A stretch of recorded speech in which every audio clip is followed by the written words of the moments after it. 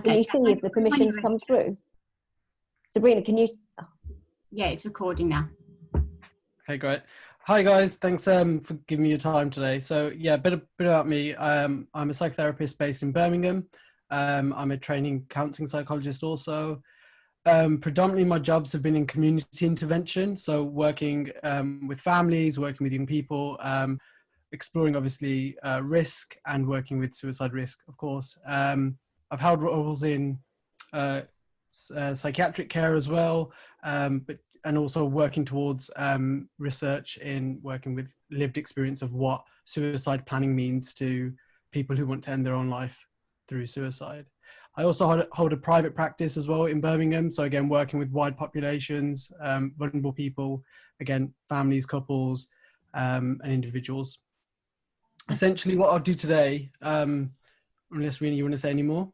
I'm just going to say before we start, before Yeah. I hand you back over, if anyone's got any sort of questions as we're sort of going through the webinar, if you want to just direct them to Manisha or Veena, and we'll do our best to get them answered either at the end or maybe during if it's relevant to what you're saying. And then, yeah, we'll hand you back over to Jag. Okay, brilliant. Just two things really. How I'll be presenting is not as a clinician, hopefully, or as a researcher, more as one human being to another, I guess. I think it's shrouded in obviously stigma and shame. So ultimately what I want to do is avoid re-traumatization and actually be as human as possible. I'll throw in some terms that potentially don't make any sense, and I'll do my best to explain that, trying to take off my therapist hat as much as I can. And also just a safety disclaimer as well. Anyone who's affected by anything that I've said or feels triggered or emotionally sort of disturbed by what's been mentioned today, I will be sharing with Rena and Venetia some information around support services that you could get. So please reach out to them after the webinar if you do need any of that contact. You can also contact me directly if you need some sort of light touch support also. Essentially, the aim of today's webinar then is to understand more about suicide than we currently already do. I'll be looking at increasing awareness, understanding of what suicide means to individuals, and how to manage a crisis situation potentially, hopefully not to find yourself in one, but to equip yourselves in case you know what to do, not just for yourself, but for someone else. And of course, focusing on South Asian communities, looking at stigma, looking at what this sort of tiered way of looking at suicide looks like, why is it shrouded in so much shame, and how do we combat that and make sense of it. I'll also be looking at more practical tools as well, so tools and strategies to implement and put into practice. So to start, defining suicide is already complex. So we're starting off at quite a difficult stage already. It is preventable. It is a major health issue, but it's also complex in the way it's defined, the way we understand it, and therefore then the way we accept it. So looking cross-culturally, what we naturally see is even anything related to mental health, and this is a broad generalization, probably from my own lived experience, is that we are maybe unconsciously or consciously frightened of the unknown. We don't like to veer towards things that we can't explain or aren't tangible. So what we end up doing is sort of creating these narratives that ease our own anxiety, ease sort of the way we handle a situation, to sort of bring it back down to size and break it up so we can feel like we're in control of a situation. Essentially what we need as human beings is stability, security, and safety. So if we can't have any of those things, we can start feeling really anxious, really afraid. And suicide, by its nature, because of its multifaceted event, it is a multifaceted event. It affects so many parts of our lives that we can't actually make sense of it all the time. And like I said, without being able to define it, we have this issue there too, where we can't really get a grasp of what's going on. You see this in literature, you know, the World Health Organization, even the Oxford Dictionary define it very, very differently. Some people talk about it, you know, starting off in teenage years, so as a single event, or some people talk about it as a long period of time that's developing. I'll touch a little bit on that later on. I think it is crucial in terms of how we understand suicide. So that's where we are at the minute in terms of the definition. And I haven't decided to define it either for you today, purely because of that complexity, and why I'm doing the research I am doing, to understand how people themselves define it in their own lived experience. Bit of context. So the Office for National Statistics, in 2018, suicide was seen as the third leading cause of death. So if we think about Alzheimer's, we think about dementia, it was just behind that. And we know growing issues of both are so high in this population in terms of South Asian communities, not just because it's a lack of understanding or knowledge, but actually the way we access services. And again, I'll talk about that later on. To paint a picture, 800,000 people die from suicide every year. That's a consistent figure that's been floating around for years and years and years. So that's about every 40 seconds, that's someone. And if you think about for every individual that is going, there's 20 others who will attempt to take their own life. So you can really sort of start seeing the picture here of how prevalent this is and how risky this can be if there isn't any intervention or prevention at the earliest stage. 2 weeks ago, we did get an update around how many registered suicides there were. Just in the UK and Wales at the minute, Scotland, Northern Ireland is still being registered. But 2 weeks ago, we had 5,691 registered suicides. That's not suicides that have taken place either in this year, in this sort of COVID pandemic period either. So it's only going to rise. We still see it's prevalent in males. So around 3/4 of suicides are related to males. So that's about over 4,000. With females, it's just over 1,300. But this is a consistent trend since the 90s. So this is growing. It's not changing. Ages as well, we're looking at the later 40s onwards, but again, that isn't something set in stone. I know from my own professional experience, typically you would see it could be anyone from the age of 10 all the way up to late 50s, late 60s. So these figures are just really broad, but they give us an idea of what might be happening and to do some investigation in these specific ages around 45 onwards. A couple of years ago, it was a lot younger. It was around 35. So this could be to do with multiple factors. Again, I'll talk about some risks and warning signs later. But the perhaps more shocking one actually was figures around 10 years old have actually gone up. So that's actually now rising. People as young as 10, are really either attempting to take their own life or have done. So, they haven't really lived, and actually they've already deciding to take these sorts of actions. So we really need to get a handle and grasp on this. And, platforms like this are so crucial around starting that conversation and starting that education too. 2020, been a very, bizarre time for all of us. But if we think about how COVID will affect increases in suicide rates, we need to be very careful. It's not inevitable like anything. It's not going to mean that because of COVID and this isolation that we're going to have an increase in suicide mortality. Actually, what it means is we just have to be mindful that actually there are stress factors by COVID. So isolation, uncertainty, unemployment, for example, chronic stress, all these different ideas that are coming out of our living through this period may lead to an increase in suicidality. Also, you have issues with how people deal with this isolation or deal with their unemployment.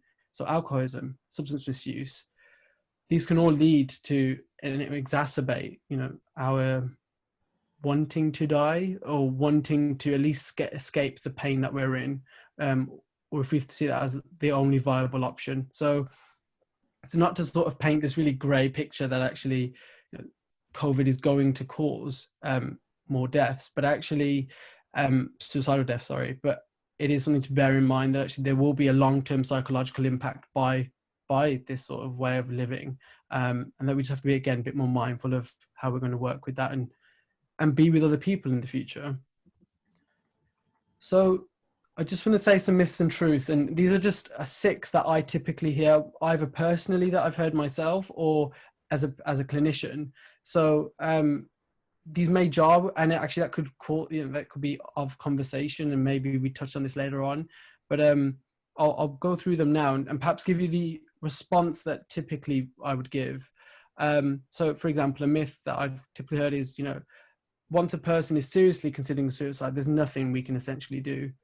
So yeah, most cases of suicide require time-limited intervention. Sometimes it's immediate care we have to provide.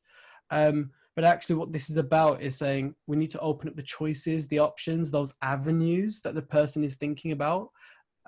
What is it that they're thinking about? Why, essentially, but also checking ourselves in. And again, we'll say more on this later, but how do we react to that? Is this, our own bias? Is this about our own helplessness in a situation where we then back off? If another myth, if you ask a person about their suicidal ideation, are you therefore encouraging them to kill themselves? And I've seen this, this day one of my training, and I saw so many people gasp and be really worried about asking this question. And it isn't easy, but it is. If we ask people, are they thinking of taking their own life, or do they want to? Is this something they're seriously considering? What we're doing here is we're bringing about that conversation. We're also showing that individual we can handle that. Like we as the person asking have an invested interest. We may not have all the answers, and that's not what that's about. It's about just starting that conversation, especially if that individual doesn't have the words. So it may just require for us to sort of take that lead. So yeah, that's a real myth around that too. A person who is always suicidal will always be suicidal. Again, a myth. For some people, they might have an immediate, a brief period of feeling suicidality, but generally what happens is that lasts, and it's only fleeting and temporary. But with the right support and help, maybe over a period of time, it may not happen again. And I say may because we just don't know what the factors are, and we don't know what that individual is going through. So it is about having that constant support around them, building that network. People who are suicidal want to die. That's also another myth. Actually, the majority of people who are suicidal, they don't actually want to die. What it is they no longer want to live with that pain that they can't deal with, that they're experiencing for so long. And it's actually about wanting to get away from that, or maybe escapism for some people. I'll often ask, is it that you want the pain to go away, or is it that you want to die? Really starkly asking those questions and really trying to hold that in sort of clear vision. Typically what I hear is, I'm not sure, it's a bit of both. Sometimes I might hear, well, no, I definitely want to die. And we explore that in a bit more depth of why, what's behind that, what's generating that response. And is it not about pain? People who talk about suicide aren't serious and they won't go through with it. It's just something that they're saying. So this is quite a serious point, actually, that people often give us indicators and signs that they are thinking about taking their own life. There's obviously different things we can do to assess that, but essentially it should always be taken seriously. This isn't a conversation that I imagine someone would enter into lightheartedly, even if they are throwing it away as a comment, or if it's an anger response back to an argument potentially. I think it should always be taken seriously and definitely explored, even if it leads to a quick resolution. It should still be picked up, because to say that we're thinking of wanting to die, it just takes that conversation into a very different space. Gives us an inkling also about where they're thinking and what's been on their mind. You have to be mentally ill to think about suicide. Again, an absolute myth. 1 in 5 of us will think about suicide at some point in our life, and actually won't have mental health issues. There's growing research in looking at how many people actually have thought about suicide on a rational basis, where they are thinking about the time, the location, their feelings, thinking about other people and how they want to spare themselves from that grief. It's proven there is proof to show that actually there is some rationality behind that thinking, rather than it being from a mental health perspective. So it's just a balance here a little bit, that the growing statistics, I think like 90% of people who do take their life have a mental health condition, but actually what we're finding is that's mainly from postmortem findings, that actually it's hard to know that actually if that was what led to the the suicidal intent and led to that person dying. We just have to be very careful about those autopsy results, that they can be skewed and quite misleading. So not to presume that every person has a mental health condition, and also not trying to diagnose every single person who tells you that they're thinking of killing themselves. Again, that just shuts down that conversation. It's very judgmental. So ways of understanding suicide is, it's a term used in quite old suicidality research, but one that we see growing now is around psychache, and it's just a simple term for psychological distress. If of many things, we could have back pain, and we could have, things with our brain that's not right. It all leads back down to, and can be linked to, psychological distress. So essentially looking at like that anguish, looking at, that pain, looking at, the hurt that someone feels, will essentially open up a conversation about suicide. So we don't have to always ask the direct question, but we can always ask, how are you feeling is such a broad term, but if you're saying, are you happy? It directs that conversation straight to that person's, I guess, psyche, but also what they're going through, and they can directly answer that question. They can, how are you feeling is useful, but it's broad, it's sometimes too broad, and it may put that person into a bit of a back point where they're at that backstage and they're not bringing everything that they're going through. It may also just be an excuse or a way of sort of getting out. So sometimes asking direct questions is so crucial in understanding where that person's mindset is. Essentially, this idea of psychache or psychological distress is that person has reached a point where it's unbearable, where it's they can't tolerate feeling that way.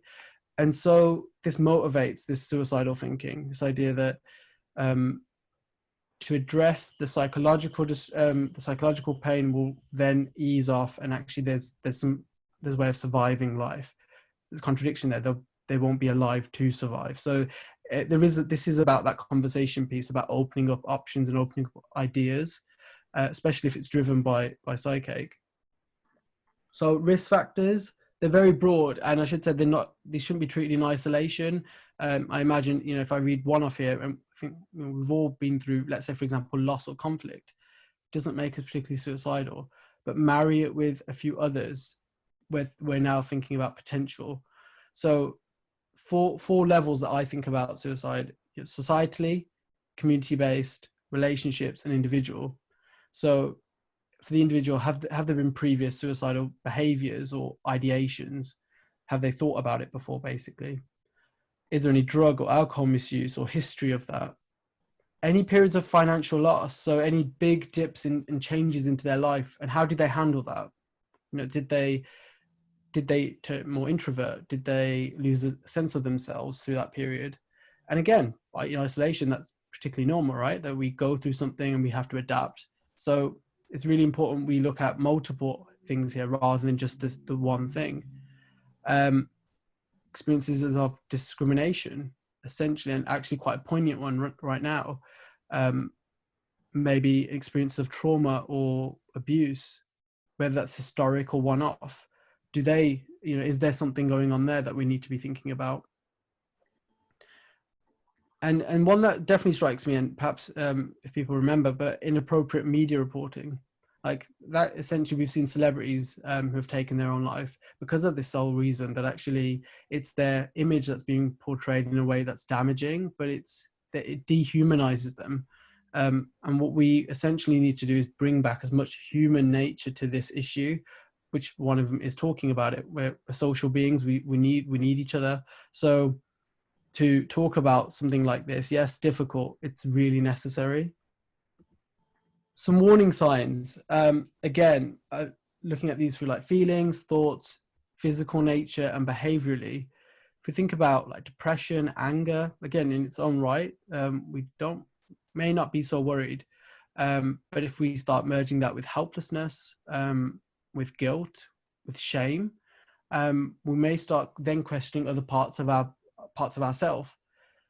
Essentially, then feeling worthless, feeling like we want to take risks. So that's also something else. Risk-taking behavior can lead to this sort of detriment of finding ourselves in situations where taking our own life is actually perhaps seen as the lesser of two evils. Some thoughts that some people might have, I'll read some out that I've typically heard again, all my difficulties will be over soon. So there's real finality about that decision making. There's nothing that anyone can do for me now. I wish I'd never been born, or what I often hear is I wish I wasn't here. And again, that's so important that we ask what that means. Where is here? Is that here now? Is that here? What does that look like? It might feel awkward to ask those questions, and sometimes for some people, I know I've heard it's been silly, but actually we can't assure ourselves without asking that question that this person really doesn't mean here, or that they just mean maybe in their own flat or somewhere else. For some people, and typically when I've asked it, it does mean that they don't want to be alive. So I don't put anything to chance, and I wouldn't encourage anyone else to either. Everyone would be better off without me. Again, this idea that they don't bring anything to the table. They've got to a point where there isn't a value in what they have to bring. We can look at these ideas. These ideas are generated by something, and holding that curious, interested, engaging position. You don't have to be a therapist to be able to do that. I think it takes just listening. It takes us to be grounded, be aware of our own issues with suicide, whether that's in relation to thoughts of our own death, but also what it might mean to lose a family member or friend, because that will cause us to be anxious. It will naturally, but we just got to keep that in check if we are being approached around other people feeling suicidal. Again, some broad ones: disturbed sleep, very broad. But you can imagine periods of that, it will make someone restless. And again, factor that in with all the things I've said already. You could see how someone might impulsively decide to take their life. Again, a lack of interest in their appearance, a withdrawal from friends, family, work colleagues, giving possessions away. And this is one that's I've seen quite personally, actually, with someone really quite close to me, really giving away different things of what they own. And it's hard to not question this, given that this is like my bread and butter. So it's always in my frame of thinking.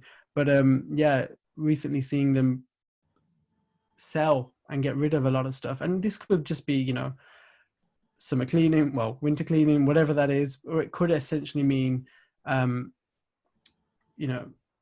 are they thinking about taking their own life? I only say that because there are other factors here. It's not just because they've started to spring clean that now I'm thinking this. There are other things that make me lead to that sort of conclusion. And I'll say a bit more later, but we've been able to have those conversations, and in fact, it was that case. And of course, secrecy. It's shrouded in shame. So there is something about building that self-isolation, but that perpetual cycle of shame meeting shame could only lead to someone's detriment. So it's about us carving in sort of, I guess, an idea of hope, but it's more about just holding on to what that other person can't hold, even if it is just for a couple of seconds, so they can just have that breathing. A cultural perspective then, and a bit more closer to what we're doing today. So the British Sikh report, I'm not sure if everyone's familiar with it, but they give an insight into the issues that affect British Sikhs in the UK. And interestingly, in 2019, what they released was their report, and around 18% of Asians, some Sikhs as well, particularly, what they wanted essentially was frontline facing services that were run only by this set population. And actually but it was only 18% of them that said they would actually still use services like that. Considerably such a low number. And actually what we're seeing here is that all the figures are very low. Like 16% would actually tell their therapist or their GP that they were feeling depressed. And so you can see actually what the issue is here that we're tackling, not just if the services were available, but also then the idea of what it means to reach out and go to services. That still needs to be challenged, and it needs to be pushed a lot further than where it is currently. Again, if we're looking at sort of generational ideas, that generational divide, 13% of the participants were age 65 and over, and they said yes, right? They said that they would know what the signs were to sort of seeing if someone was either suicidal or experiencing severe mental health issues. And actually it was the lower ages that were actually commenting saying they had no idea. So it's quite interesting actually, the age difference as well of what people think. You would assume it's the younger generation that would be more aware, but actually it seems to be, anyway, from this report, that actually it's the older generation that are making more note of this, but maybe not saying much, and that's also another thing. So some strategies. So I talked about listening earlier. So being patient, being calm, listen to what's being expressed, and try not to hold a judgment. It isn't about accepting or not accepting what they're saying. So it is just about holding that line, to what stillness, and just being still in that moment with the other person. Remember, it's not about a weakness on their part or a laziness. Try and open the conversation, so open questions, not to limit what's going on. Maybe even summarizing what they've said back to you, and of course expressing the empathy, expressing that they've come to you, that you can hear that they're going through something. How much of that do they want to share? Because of course it's about their readiness to share as well. And particularly these points I'm making now, this isn't typically, obviously I do this in my clinical work, but actually these are things I've done personally for a good few people, some family members as well, where it's just been sitting and holding. It can be incredibly uncomfortable for both people, but I think that will be picked up. I think if I was to be very nervous and very dysregulated and chaotic, it wouldn't make a safe space for that conversation to happen. So these are things just to be sort of noting and making a mental note of, am I ready for that? Can I quit my, can I hold that? And also saying, if you can't, it's okay to say, this is a lot. I'm really hearing there's so much here. Maybe we need to bring someone else in, or maybe we need to tell X, Y, or Z, and seeing how they feel about that. So I guess what not to do very quickly is, don't argue or debate about the fact that they're having suicidal thoughts. This isn't a debate. It isn't about saying it's right or wrong that you're having these thoughts. Do not guilt trip them or make threats. I think essentially what you're doing there is you're just reshaming the fact that they've come to you. Don't minimize the person's experience. This is where they're going through. If you have to imagine it as you're alongside them. Yeah, so you're alongside them trying to make sense of this as they are. There probably won't be an answer. You'll probably be sat there like I've been for an hour, 3 hours, and we don't get anywhere with it. And that's essentially the point, because actually the journey of that conversation piece will give that individual so many different things to think about. And maybe the next morning they're different. Maybe they have a different outlook on their situation. False reassurances can be actually quite damaging. It's quite second nature. Sometimes we'll say, you'll be all right, or cheer up, or don't worry.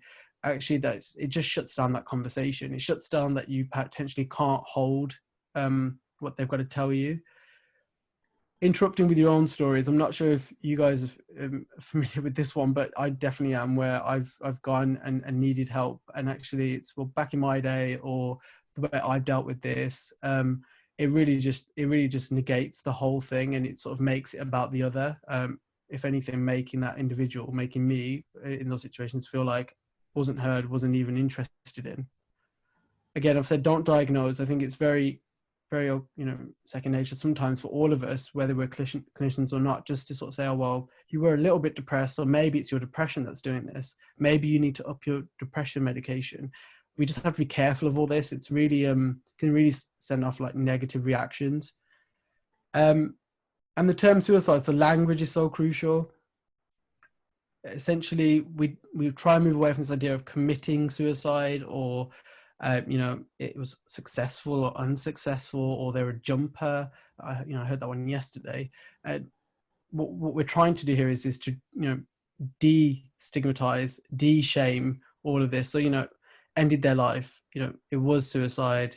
Person at risk of suicide. And the reason I mention that is because it's so crucial. I think people will pick up on that. People pick on your views and your ideas just by the language, the way you mention or talk about suicide, and get it wrong, put your foot in it, say that, you know, if you struggle, it's not about getting this right. We are human. It's just about raising our awareness to this. So taking action, prepare yourself to approach the person. Making that approach, assessing, asking about the thoughts, exploring and assessing how far down the line they are with the suicide risk, and the additional resources that are available. So I'll say a little bit about all of these 6 points now. So preparing yourself, you know, be aware of your own attitudes, be aware of your own beliefs. You know, there are cultural norms and beliefs that underpin the way we've been brought up, and of course, like developmental issues as well, or developmental journeys that we've all been on. They're all different. We all come from different households. We have different brothers, sisters, family members. So we just have to hold that in mind. And also, how important is that to you? Is your spirituality, is your culture very much a part of your identity? If it is, be aware of that, because that could really impact the way that you provide support to another person. I'm not saying it's wrong. I'm saying we just need to be aware that it may alter the way you enter that conversation. But also keep in mind that the other person themselves might come from a very different background, different social norm, cultural norm to yourself. So, you know, it isn't about engaging in whose cultural norm is right or wrong. Actually, it doesn't really matter to some degree. Again, I'll probably get some flack for saying that, but it's, in a way, you know, it's genders, ages, cultures, they don't really mean as much when it comes down to the fact that one person is wanting to rid themselves of the pain that they're feeling. Essentially, this becomes a human issue, and we need to deal with it as humans. Again, for some people, like I say, if it forms so much part of their identity, it's going to be a lot harder for them to remove that, or definitely isolate the way that they feel. Again, if you can't do it, if you can't hold on to that, or you feel that you're so inclined to push maybe an agenda on that individual, tell someone else. Tell someone that they need to be going to someone else. It's not about rejecting them. You can do that in a relational way, which is, you know, getting them in touch with someone. It doesn't have to be a professional. It might just be another person they know. I think it's about being open and transparent about the way you sit with these ideas. The worst thing you could do is say you would help them and then put on all your beliefs, put on all your judgments. If anything, it's going to be counterintuitive and actually quite damaging. So making the approach, you know, act promptly. That's the key thing. If you've got some mild suspicions, like I've mentioned before in my own personal life, definitely, if there are things that you're noticing, there's no harm in asking the question. There's no harm in reaching out and putting it on the table. If anything, it might be met with, you know, frustration, anger, but you've planted a seed. You've planted something that potentially might need watering, and actually for us to explore a little bit more. Tell them about your concerns. So you're not just rocking up with these ideas, you're actually describing the behaviors you've noticed that have changed. Understand that they might not want to speak to you about it. And again, like I say, if you feel you're also not the right person, have that other ready, have a helpline to hand, have something else that can reinforce the importance of that initial conversation that you've just had. You don't want it to feel like you've approached something and it's left. Because that could just be a missed opportunity, and quite a valuable, important one. So how to assess, and I'm being careful with the word assess. This isn't about clinical assessment. It's actually about saying, how can we know what's going on, and how can we see what's going on for that individual. So I said a little bit of risk factors earlier and causes, but again, express if someone is explicitly telling you that they want to hurt themselves, that they have the means of doing that. So the access, you know, that they have access to pills, you know, knives, all these sorts of things. And I know these are household items too. This isn't about inducing or creating mass anxiety either, that we have to now lock up our cabinets or anything like that. But it is about checking in with, does this person have a thought about where they're going with this? Are they talking or writing about death that you've started to notice? Is there a general held sense of hopelessness that they live within? And has that shifted? And sometimes if it shifts so quickly, unexpectedly, where they are now, I guess, very happy, or, you know, they're able to just get on with life all of a sudden, that's also interesting and quite questionable. You know, what's led to that? What has brought that change on so quickly? Is this them just working through a denial phase and actually trying to survive through that? are they acting recklessly or engaging in like risky behaviors? That's also really crucial and something to be thinking about. And the more recent one is around pro-suicidal internet sites or chat rooms. Again, I'm not sure if people are familiar with the Blue Whale Challenge that saw so many people take their life. So these are just things to be definitely considering and thinking about that. You know, I mentioned the challenge because it was a lot of young people access to that. So this doesn't affect just adults. We have to think about young people here and the access and how they use the internet. Asking about the thoughts themselves. So I said earlier, it's not easy to ask someone, you know, are you having thoughts of suicide, or are you, you know, telling me that you're thinking about killing yourself? It's not easy. It can take a bit of a few attempts. It's definitely something that I would encourage. There's no harm in asking that question. For in Asian communities, I would say I've asked it a handful of times and it's met with a mixed response. I know someone very, very close to me who I had to ask that question with, and he was shocked, but then really, really didn't know what to say. Yeah. And he comes from an Asian background too. So sort of this real complex idea of what, can I say this? Can I sort of reveal this shame? Can I allow someone else to carry this for me?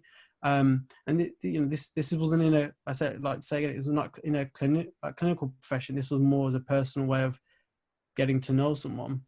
And his response really took me back. It just shows that actually the deep trauma and the deep sort of stigmatization is still there. We have to be mindful of that. So again, not pushing for him to make choices, not pushing for them to change their behaviors. Same with also a female, actually in family now, actually. So it's more, well, both he was family and so was she. So actually there's a real sense of how conflicting do we find ourselves in situations where they're family members? How much do we have to disclose? How much do we carry? You know, these are really important questions about our own mental health, about our own safety. So if we can't do that, we have to be honest. We have to say, actually, this isn't my place. This isn't my job. I want to help you. I want to give you the moral support, but I can't hold on to all of this. So just things to be thinking about. And things to avoid. So judgment comments around, you know, you're not thinking of doing something stupid, are you? I've definitely heard so many people say that. And I think it comes from, again, that anxious place of not knowing what to say. So again, just continuing sort of this idea of how do we make sense of how far someone is feeling suicidal. You know, there's a plan, there's a means, there's a time setting, there's an intention. So they're essentially the four things that we need to be thinking about. We don't, you know, these questions are perhaps more led as an action plan, but they, again, are necessary in equipping anyone with asking questions. You know, do they have a plan? Asking it outrightly, do they have a plan? You know, I've actually asked someone quite recently about that. You know, did they? And they were very brutally honest. They told me the location, they told me the time, they told me what they were going to do. So it's, what do you do with that? Yeah. What do you do then if you hear that? And actually you have to be mindful of how immediate is this risk? How likely are they to do this? You know, we really have to start putting it into question and being serious about the whole thing. Yeah, that from the off, as soon as that conversation's had, they had an intention, you know, like I said, when would they do it? All of this was there. So essentially, if it's imminent, you know, 999, there's no question about it. This is a risk to life. If the conversation is a bit more considered and there's a sort of lapse in sort of what they're thinking and they're not quite sure, that gives us an edgeway into exploring more. I'm not to say the people who are imminent we can't do anything with, but if they have reached a point where they're going to take their life, we need to prevent that. We need to prevent that with perhaps more emergency terms. You know, take them to A&E potentially.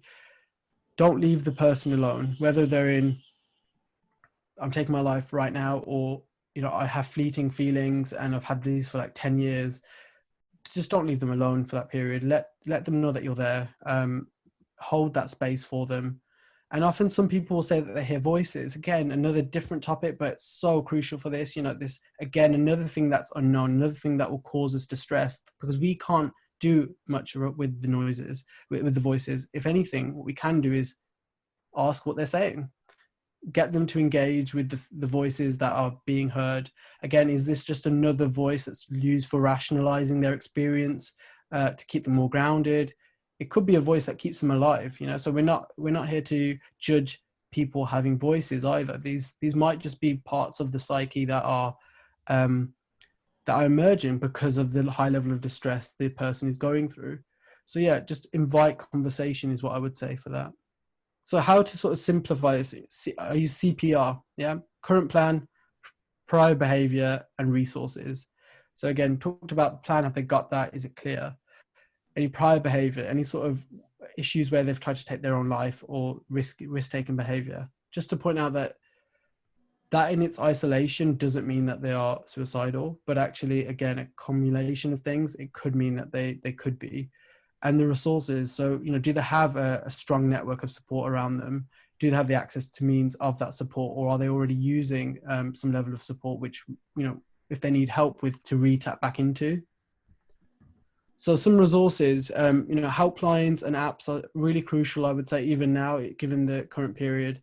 Not only do they allow us to sort of speak to strangers, to get some non-judgmental support, they're compassionate services. You know, I'm thinking about like Samaritans now, particularly, you know, you can ring and you can have that conversation. I've done that myself, you know. I've been in therapy, I still am in therapy, but also I have talked to helplines, just to also get a sense of what that's like. We don't always know. We always think we know what ringing a helpline looks like. Actually, we don't. And we don't also realize what that brings up for us, you know. Particularly Asians, I would say, and myself, there's a real sense of entitlement to be okay, entitlement to hold it together. We don't really have to do that. But I think it's part and part of the culture that perhaps also needs some challenge. The campaign against living miserably, so calm, you know, they had this real great campaign around be the mate you'd want. And they had these 4 steps around Alan. So, you know, ask, listen, action, and network. So I guess and again, a very generalized point around South Asian cultures being big networks of support, big communities. Actually, that could be quite counterproductive. You know, the sense of groups of individuals that come together who share, you know, a religion or a culture. That's sort of a very nice way of looking at things. But actually what we find is that community or groups of communities can be quite negative in the sense of their set ideas, their set way of being. So just be mindful of the type of culture you're surrounding yourself with, the community, the access you've got. You may just want to make sure it's healthy and you've got the right level of support. So if family members may not be the ones that you want to speak to originally. So again, this is where helplines and apps are so crucial. And just some closing comments, you know, so we've got Mind, a brilliant charity around sort of mental health issues, and they have a confidential service. Papyrus for anyone under the age of 35, again, struggling solely with suicidal feelings and broader. So, you know, these are helplines out there that can support younger people too. Samaritans that I've already mentioned. GP is crucial, you know, part of getting into services. They're not the only way, but I think they're crucial in starting that early conversation. You have 999, of course, and A&E. So for some people, crisis team management, so crisis teams are going to be really crucial. They may be already known to one, or they may need to be known to one. So anyone, for example, in Birmingham, you know, there is centres now, or have been for a while, that you can go to if you're experiencing a crisis, where they're not looking to admit you. You know, you're not going to be sectioned. That's a very different type of conversation and different level of risk. But they might be able to help you in that moment to see what's going on and then lead to additional support. And of course, you have talking therapies, psychological therapies, where it's about that talking, bringing in together what their experience is, what's happened for them, you know, what's led them to where they are. I like to see the talking side of things, and not just for therapies, but generally for every single one of us. If we think about chemotherapy, for example, you know, go through a lot of pain, you're very tired. There's, you know, maybe a likelihood that you won't survive. You know, all of this comes into question when you're on chemo. And maybe this is the same way, that the talking is the same thing. It's painful, it's very difficult, but actually it provides hope. There's a possibility for life, but just by talking, it still is so underrated. Just by talking and sharing how people feel. So essentially, that's where I'm at for today. I think I can open that back up for questions if that's okay. Yeah, that's great. Thank you, Jag. As we all know, it's a very difficult topic to discuss, but it's great that you've put all that out there. You've really broke it all down really well. So thank you for that. Manisha, do you have any questions that you wanted to ask Jag? Yeah, we've had some questions come through. So one of them is, what are the 5 main reasons why men commit suicide? So you mentioned unemployment, substance abuse. What else? So essentially, the trend for male suicide has always been this ideology around masculinity. So you see this in literature, you see this in the research around what does it mean to be a man. And as the years have gone on, we've seen masculinity change. For some, it's more emotive. There's a bit more maybe the more affectionate male, maybe one that talks about his feelings.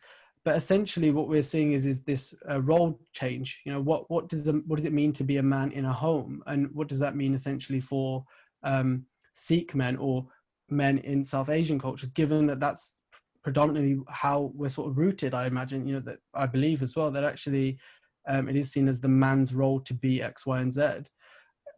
Just speaking from my own experience, my dad still struggles with this idea of I'm a therapist. This makes no sense. Like I should be something that's a bit more manly. Yeah. So this real sense of what is that issue? What is that disconnect like? I should say also that he's now getting on top of it and a bit on board with where I'm going with this. But it is, I feel that if you live with that all the time, what essentially you're doing is, if you bring in the unemployment, you bring in maybe some alcohol abuse, essentially you don't have a sense of who you are anymore or what it means to be a man. And you have all these new ideas of what it means to be a man. So that's why we see such a growth in male suicide rates. We don't essentially know what it means anymore. But that's, for me, from the way I see this, it's actually a beauty of that. There's actually an opportunity for men to just start defining themselves. But culturally, it has its disconnect, it has its tension. And again, something to definitely be researched or said more about, for sure. Thanks. There's another 2 questions. So the next one is, we know that you touched on this, but how would you sum up the key indicators or signs to look for somebody who might be contemplating suicide? So essentially, like I said, there's not to do in silo. So again, I can repeat some of them and give you some more. Just be very mindful that they're not to be treated in a one thing. So, for example, a change in mood or behavior, that's such a broad way of looking at things. But we know our family. Let's use families for example. We know our family members very well. Whether we don't need to know their intimate details, but we know what they're like. We know what they're like in terms of how they get up, how they are when they deal with a conflict or change. We get a sense of that. So be curious. That's what I would say. One of the first things to be is look for those real unexplained changes in their behavior. The secrecy, very crucial. A bit more obvious one would be that I mentioned a little bit earlier, but giving away of things. It sounds so bizarre, but it's so crucial. If someone has made that rational plan and they are giving away items or saying goodbye, for example, just saying goodbye in a way which doesn't feel warranted or it doesn't make any sense. What you're essentially seeing there is someone letting go. They're going. That's what they're doing. They've made that plan. They're disconnecting from their reality. So other things might be, I talked about financial loss earlier as well. It might be just that the role of that individual has now broke down and actually they don't know how to adapt. They don't know what else they should be doing. And then the obvious one is around if they're saying that.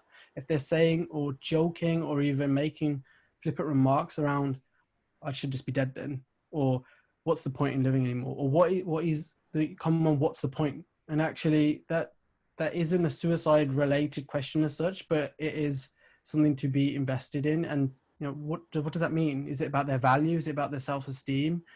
Let's unpack that. Let's talk about it a bit more.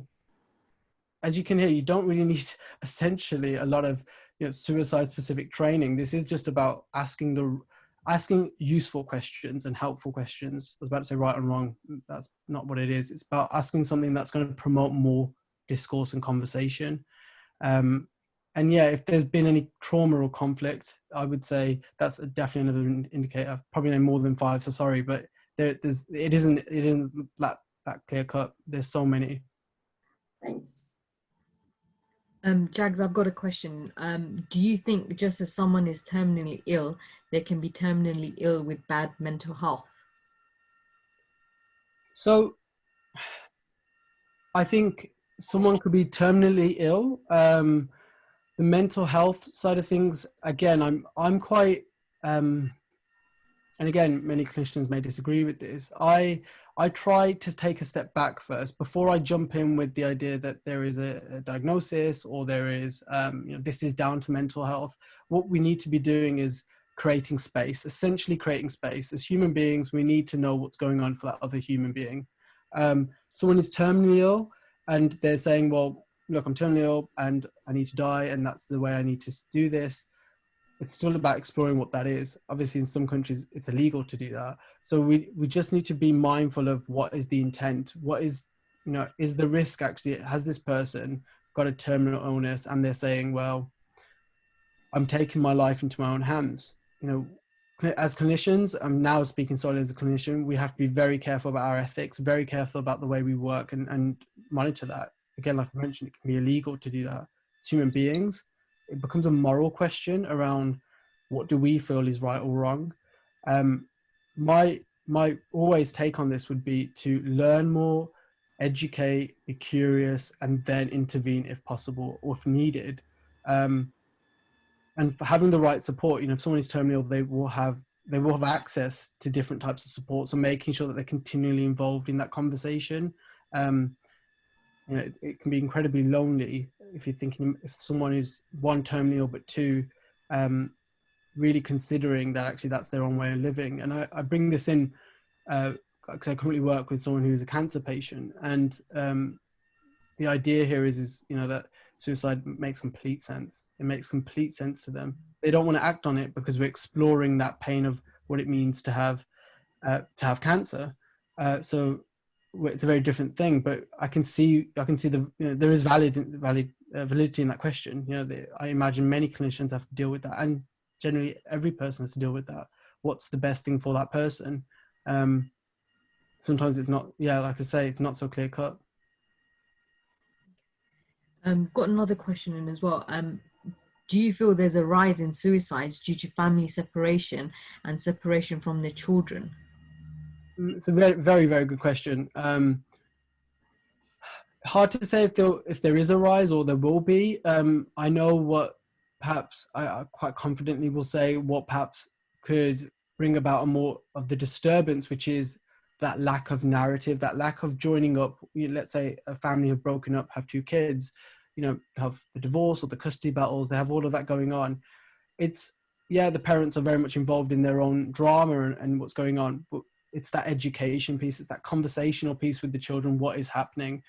Essentially what they're doing is, without that, you're creating a new dynamic into the family, which is things go wrong, we suffer, and then we just have to deal with it. And I think that's very prominent in South Asian cultures. We just do and we smile and then we get on with it. And it's the same thing with the example you've just said. I think we just need to be talking about what's going on. We're very awkward. It's just general human beings, but we can get very awkward about our own issues. Particularly if it's in a family, we need to be exploring why, let's say, the breakdown. They don't need to go into detail, or it needs to be age appropriate, but it can lead a risk in suicide, particularly, like I said, with the male. If a male has a particular idea of what it means to be a husband, and that breaks down, we need to have that conversation. We need to be opening up that dialogue. Essentially, yeah. Okay, thank you, Jag. I think we'll stop there with the questions, just sort of conscious of time. So yeah, thank you so much. You've been brilliant. Thank you for everybody for joining tonight. We will be uploading a recording to our social media sites as we have been before, and we will be in touch posting posts on our social media sites about our next webinar as well. So thank you again, everyone, and thank you, Jag. Thank you. Thanks.